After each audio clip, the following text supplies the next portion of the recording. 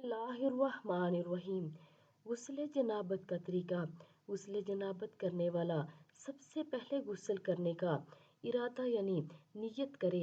उम्मुल मोमिनीन मैमूना रज़ियल्लाहु तआला अन्हा बयान करती हैं कि रसूलुल्लाह सल्लल्लाहु अलैहि वसल्लम ने गुस्ल का इरादा फरमाया तो सबसे पहले दोनों हाथ धोए, फिर शर्मगाह को धोया, फिर बाएं हाथ जिससे शर्मगाह को धोया था जमीन पर रगड़ा, फिर इसको धोया, फिर कुल्ली की और नाक में पानी डाला, फिर चेहरा धोया, फिर कूहनियों तक हाथ धोए, फिर सर पर पानी डाला और बालों की जड़ों तक पानी पहुंचाया।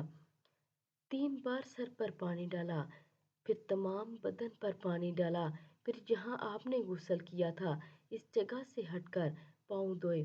तो आप सब भी इस अमल को यानी गुस्ल जनाबत को इस तरह करें कि पहले उसकी नीयत करें और इसके बाद इन अमल को दोहराएं।